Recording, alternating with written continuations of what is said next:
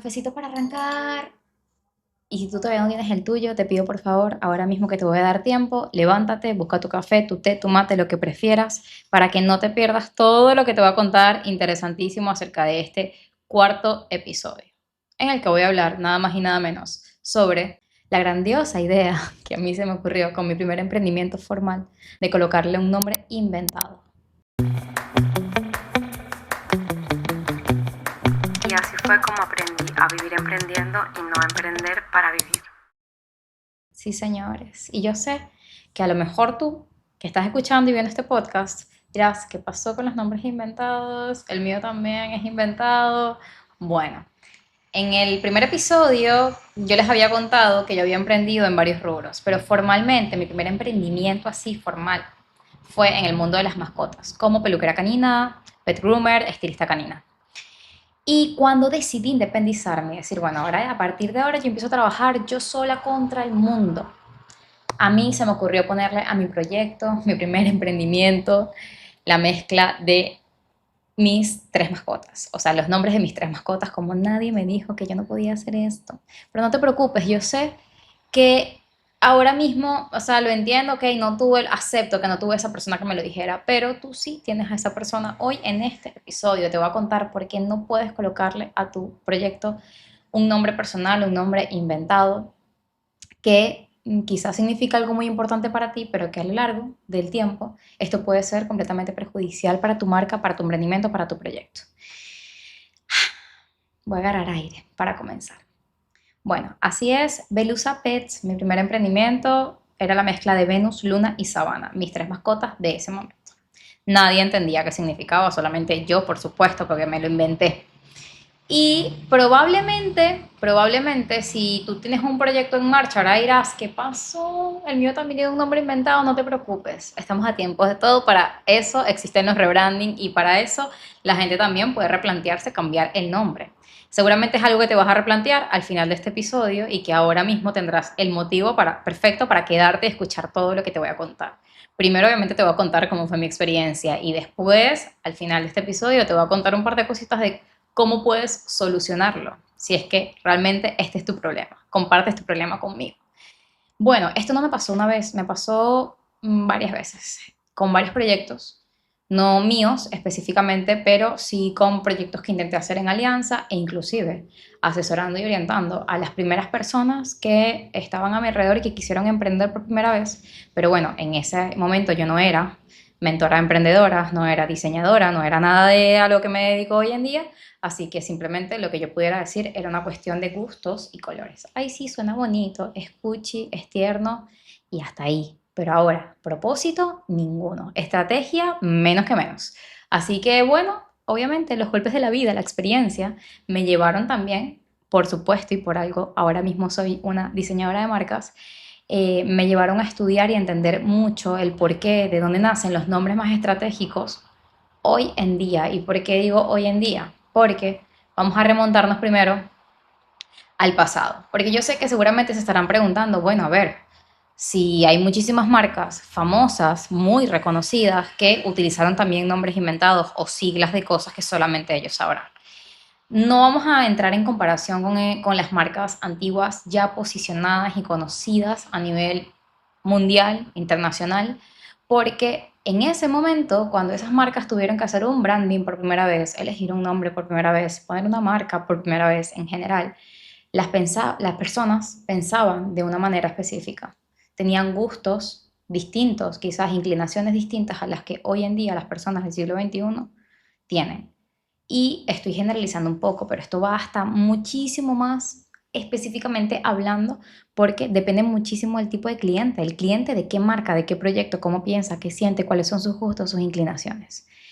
Finalmente, estas marcas podrán tener el nombre de Chuchupata si quieren, pero ya son conocidas, ya hicieron el trabajo más difícil que era meterse en una comunidad, meterse en un mercado, posicionarse y darse a conocer. Y ya está, todo el mundo los conoce, los siguen eligiendo porque son una marca famosa, reconocida, y no porque tengan un branding precisamente muy pegajoso, un branding con muchísima humanización, porque ya no hace falta que entren ahí. Ahora, estando el mundo como está, lleno de tantos emprendimientos, de tantos negocios, de gente que emprende cada día, cómo yo compito con esas marcas y cómo yo me comparo con esas estrategias que esas marcas usaron en ese entonces, para no hablar de años específicos. Ahora mismo yo necesito darle motivos y razones a las personas de hoy, sobre todo tratándose de la persona que yo quiero que sea mi cliente, entender muy bien cómo piensa, qué siente, qué le gusta y demás cosas que ya más adelante vamos a ir hablando, para poder saber cómo esta persona quiere que yo me vaya metiendo en su mente. Y esto es 100% inconsciente, no es que ella eligió cómo va a querer que yo me meta en su mente, es inconsciente al 100%. A lo que voy con todo esto es que hoy en día este término de humanizar las marcas, la humanización de las marcas cada vez es más sonado, a veces incluso, sí, mal usado, como todo en la vida. Pero bueno, yo hoy te voy a compartir lo que para mí es humanizar una marca y hacer que una marca sea cercana. Y yo sé que al principio de este podcast dije que no iba a entrar demasiado en el tema del branding, pero tratándose del nombre, como en el episodio anterior te hablé acerca de la tesis y cómo la estructura y la base fundamental de todo proyecto está en la metodología. Ahora necesito contarte por qué lo siguiente para poder seguir aprendiendo a emprender es no cometer estos errores a la hora de elegir tu nombre para tu proyecto, porque esto es algo muy importante. Si no es el 90%, será el 80% de tu marca, y por lo que la gente te va a conocer, a reconocer. Entonces, es importante que hablemos de esto muy a profundidad. Sin entrar demasiado en branding, vamos a ir específicamente al naming, ¿sí? Nombre de mi marca. En ese momento, como ya te dije, la gente podía ponerle el nombre de su abuela si quería a su marca, pero bueno, ya el trabajo difícil está hecho. Hoy en día, digamos que el trabajo de humanizar lo tenemos un poquito más difícil por la cantidad de gente que hoy está implementando estrategias verdaderamente buenas en las redes sociales. Y competir con una estrategia no tan buena es una pérdida de tiempo, porque es casi que directamente un suicidio para tu proyecto. Hoy hay que invertir en conocimientos, hay que invertir en estrategia, hay que invertir en trabajos que beneficien a tu proyecto y te acorten quizás esos pasos. En ese momento, si yo quizás hubiese tenido a alguien o hubiese buscado a alguien que me lo dijera, a lo mejor mi cuento hoy sería otro. Mira, quizás yo no estaría aquí hablándote y sería una peluquera canina exitosa con una marca ya muy reconocida, pero bueno, como todo. Siempre termino diciendo, por algo estoy aquí y de esos errores sigo aprendiendo a emprender. Sobre todo por si me toca seguir asesorando y orientando a personas que hoy en día están en la etapa inicial de su proyecto, que se están replanteando cambiarle el nombre, claro que sí, porque se le hizo luego difícil que la gente lo interpretara, que la gente lo reconociera, lo pronunciara inclusive. Entonces, vamos a ello, vamos a entrar en materia. Primer motivo por el que no puedes ponerle nombres inventados a tu marca. Yo sé que a lo mejor para ti, quizás tu abuela, tu hijo, tu mascota, como era mi caso, representan algo importante personalmente para ti. Pero aunque tú eres la persona detrás de tu marca, no eres tu marca. ¿Y por qué aclaro esto? Porque tú tienes una personalidad y tu marca debe tener otra. ¿Por qué? Porque la personalidad de tu marca va a estar completamente alineada a los gustos de tu cliente, que a lo mejor no son los tuyos. Lo primero que tienes que preguntarte con todo esto, que también está en el ejercicio que les dejé en el episodio anterior, hablando acerca de la tesis y la metodología, es si tú serías tu cliente. Es decir, tú piensas, sientes y comprarías como lo haría tu cliente. Hay que analizar primero, esa es la primera pregunta que tienes que hacerte. Si la respuesta es no, con más razón aún, tú tienes que alejar esos pensamientos, esos gustos y esas inclinaciones personales tuyas y comenzar a ponerte en los zapatos y en la posición de tu cliente. ¿Cómo piensa? ¿Qué le gusta? ¿Qué consume? Sus inclinaciones, su personalidad, sus valores, sus emociones. Para entender cómo esta persona piensa y cómo esta persona interpretaría un nombre que tú elijas para tu proyecto. Tu nombre debe reflejar valores que estén asociados a la personalidad de tu marca, es decir, tiene que hablar por tu marca, no puede significar algo que solamente tú entiendas. Tiene que ser algo fácil de reconocer para tu audiencia, para tu comunidad, para tu cliente, fácil de escribir, que también en cuestión de conjugaciones visuales sea fácil de englobar en un logo, por así decirlo, en uno o en varios logos. Y tiene que ser un nombre que a distancia pueda identificarse, sea legible, sea entendible y que por supuesto signifique algo, tenga un significado importante, que la gente no tenga que pensarlo mucho para entender de qué se trata el lugar, la marca, el producto o el servicio. Ahora que ya sabes esto, te voy a contar un poquito cómo aprendí de todo esto y creé el nombre de Proyectarte. Ah, porque les había dicho que esto no me había pasado solamente una vez, es que me pasó dos veces. Después me pasó con el estudio de belleza que tuve con Pau, con mi hermana, en Argentina, que se llamaba The Studio. Y a pesar de que era bastante fácil de pronunciar y la gente lo reconocía, le pusieron incluso nuestras clientas el diminutivo del Destu, era una mezcla de nuestro apellido con estudio. Digamos que al no ser una mezcla demasiado inventada, no fue tan complicado, pero volvemos a lo mismo. No tenía una base, un fundamento, un propósito, un significado real que la gente asociara con la experiencia que se vivía ahí o con la experiencia que nosotras ofrecíamos. Entonces, vuelvo y repito porque no quiero que esta información se distorsione. Entiendo que vas a hacer la comparativa con otras marcas que en su momento se posicionaron y que quizás su nombre no tiene ningún significado, pero vuelvo siempre al presente y te digo que hoy necesitamos trabajar muchísimo más para que las personas de hoy puedan reconocer nuestra marca, puedan familiarizarse con nuestra marca y tenemos el trabajo tres veces más difícil que lo tuvo esa persona o esa marca en una oportunidad donde quizás no eran tantos los que emprendían cada día. Hoy sí. Entonces, retomando un poquito el tema para no irme por las ramas. No me pasó una vez, me pasó dos veces y me pasó también con personas que conocía. Ahora, el hecho de elegir nombres que son importantes para ti puede ayudarte a alinearte a ti con tu proyecto y a darle un significado especial, pero un significado que tu público, tu audiencia, tu cliente no va a entender. Ahora, con esto no digo que pongas palabras básicas, que a veces funciona también, pero bueno, todo depende del valor, la propuesta del valor y la personalidad que tú le asignes a tu marca. Por eso me tomé la tarea de crear un ejercicio muy lindo que de hecho cuando tengo clientes que llegan y me dicen, tengo clarísimo el proyecto, sé lo que quiero, tengo la idea ya estructurada, pero no tengo idea de cómo se va a llamar. Entonces envío este ejercicio como prueba para que puedan, digamos, organizar un poco más sus ideas y puedan tener opciones de nombres que estén alineados con los valores del proyecto y que ofrezcan, digamos, una interpretación un poco más fácil para su cliente. También me pasó con una amiga que creamos una marca también cuando yo estaba empezando con Proyectarte recién, que el nombre era muy lindo, pero era un nombre en inglés y resulta que ella puntualmente tenía un público muy específico en una zona de Venezuela, de Caracas, Venezuela, Guarenas, donde quizás, mira, elegir el nombre con una palabra en inglés no era como tan buena idea, sobre todo porque la palabra no era tan fácil de pronunciar. Y le pasó que cuando tenía que dar el nombre para que la buscaran en Instagram, nadie entendía, tenía que deletrear. Entonces, imagínate todos esos problemas que esto puede significar para ti. Por eso te decía, la cantidad de cosas perjudiciales que luego te puede traer a largo plazo y el tener que ofrecerte hacer un rebranding o un renaming para poder empezar a trabajar en una estrategia desde cero, comenzar a posicionarte otra vez. Que bueno, siempre es mejor eso a que seguir en el mismo pantano ahí enredado sin poder salir. Siempre va a ser mejor opción.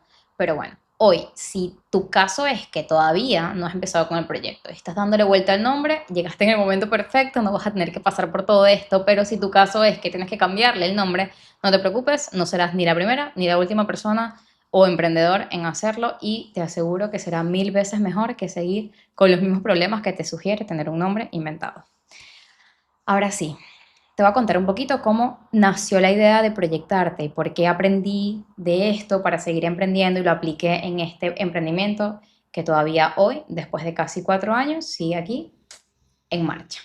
Proyectarte nació como de un brainstorming que estaba haciendo con mi hermana cuando cerramos el estudio y queríamos como dedicarnos a nuestros proyectos particulares. Estábamos buscando ideas de nombres para cada uno. Entonces empezamos a hacer parte de este ejercicio que ya hoy, digamos que formalicé, lo puse como más bonito, más impecable, para que tú puedas trabajar en ello. Pero en ese momento yo no tenía como las preguntas tan estructuradas. Simplemente lo que hice fue comenzar a diseñar un mapa no conceptual, era como un mapa mental aproximadamente. Sí, porque tenía palabras, también tenía imágenes. Fue como que yo fui anotando y haciendo un mood board de cosas que estaban asociadas y alineadas con lo que yo quería ofrecer con mi proyecto. Es decir, lo que yo esperaba que reconocieran de mi proyecto. Ok, lo primero fue ¿cuál es el resultado que yo pretendo ofrecerle a las personas? No garantizo nada, no, yo no garantizo un resultado impecable, funcional, que se mantenga en el tiempo, porque es que se mantenga y se sostenga en el tiempo depende de muchísimas cosas a nivel de marca, ¿no? A nivel de lo que yo hago.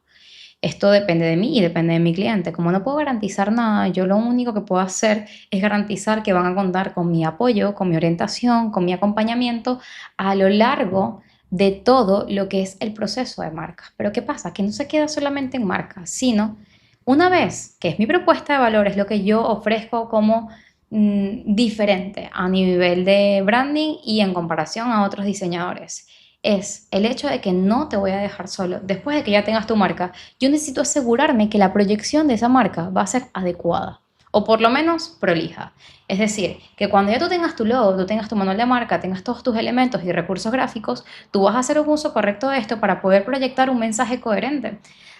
Hablando en el brainstorming con mi hermana acerca de esto, la primera palabra que se vino a la mesa fue proyección. Y es una palabra que yo uso bastante, lo uso, está en mi lenguaje cada vez más, ha cobrado un poco más de fuerza porque me dedico a esto. Proyección, proyección, proyección, listo. La siguiente palabra que yo podía decir, bueno, es que a mí siempre me gustaron muchísimo las cosas que tenían que ver con estética, evaluar algo que fuese estéticamente no correcto, pero bonito. O sea, me gustaba mucho el mundo de la estética, por eso creo que me dediqué a la estética de mascotas, a la estética de humanos, después con el estudio de belleza con mi hermana, y luego me fui dedicando como a diferentes cosas en el mundo del maquillaje, etcétera, que siempre de alguna u otra manera me llevaban a hacer algo estético. Entonces, yo dije, bueno, a pesar de que yo sé que a mí me gusta mucho la parte estética, yo considero que en cada cosa a la que yo me he dedicado estéticamente, he puesto mi chispa artística. Entonces, me gusta hacer arte en todo lo que hago. Esa fue la segunda palabra que se vino a la mesa. Proyección y el arte. Y fue como, ¿qué? El arte de proyectar. Eso es lo que yo hago. Y nació de ese brainstorming aquí, así sentada, tomándome un café con mi hermana, hablando de eso. La palabra se le ocurrió a ella mezclada porque fue como el arte de proyectar. Sí, ¿qué te parece proyectarte? ¡Wow! Me encanta. Me encanta, resonó conmigo, resonó con mis valores. Yo dije, claro, es fácil de pronunciar. Creo que si separas las dos palabras dicen una cosa, pero si las juntas también dicen otra cosa. Y tiene muchísimo significado y está muy asociado a lo que yo hago con mi proyecto. ¿Por qué te pongo este ejemplo tan personal con mi marca? Porque prácticamente lo que quiero, hacia donde quiero orientarte con este ejercicio que diseñé, es a tratar de encontrar palabras que traten de facilitarte el proceso de interpretación para tus clientes. Ni siquiera para ti, porque a lo mejor tú dices, es clarísimo, obvio, o sea, ¿quién no va a poder pronunciar esto? ¿Quién no va a entender qué significa? Y mira, puede pasar que llegue una persona que no tiene idea o que simplemente no le hizo doble clic y no lo detalló demasiado y no logró interpretar lo que tú querías. Y lamentablemente luego es como, ay, sí, la chica que hace esto, la que se dedica a aquello, porque es que no logran tenerte con el nombre de tu marca todavía. Y creo que eso es, ya te decía al principio, quizás no es un 90% en general de la marca, pero mira que es un porcentaje importante. Entonces, yo quiero que hoy tú seas una persona del bien, que puedas implementar este ejercicio y que puedas estar a tiempo, ya sea de renombrar tu marca o de crearla desde cero con un propósito, porque todo radica siempre en el propósito. Lo mismo, elegir un nombre con un propósito. Así que si llegaste hasta aquí en este episodio, gracias, gracias por estar aquí presente, por apoyar este proyecto que surgió así súper random y que lo hago con muchísimo amor y mucho entusiasmo. Y aunque prometí que no iba a hablar del branding, yo también me estoy escuchando mucho las necesidades de las personas y los comentarios que me llegan a partir del primer episodio de este podcast y trato siempre o trataré siempre de poder ofrecerles algo que les sirva. No importa, no tiene ningún tipo de fin lucrativo.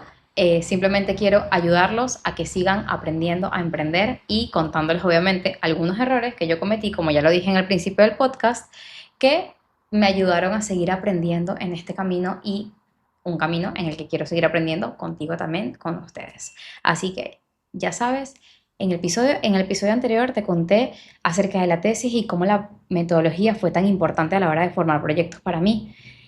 Al final de ese episodio dejé un regalo también de práctica. En este episodio, al final, también te dejo otro regalo de práctica, que si llegaste hasta aquí, déjame un comentario aquí en Spotify, en YouTube, donde me estés escuchando, o escríbeme al DM de Proyectarte Branding y pídeme el recurso. Te envío el link, lo llenas y después de que yo lo llenes, ya sabes qué hacer, vas a contar con mi apoyo completamente gratis para orientarte, darte alguna sugerencia, comentario, opinión, recomendación que pueda surgir a partir de esa respuesta que me hayas dado.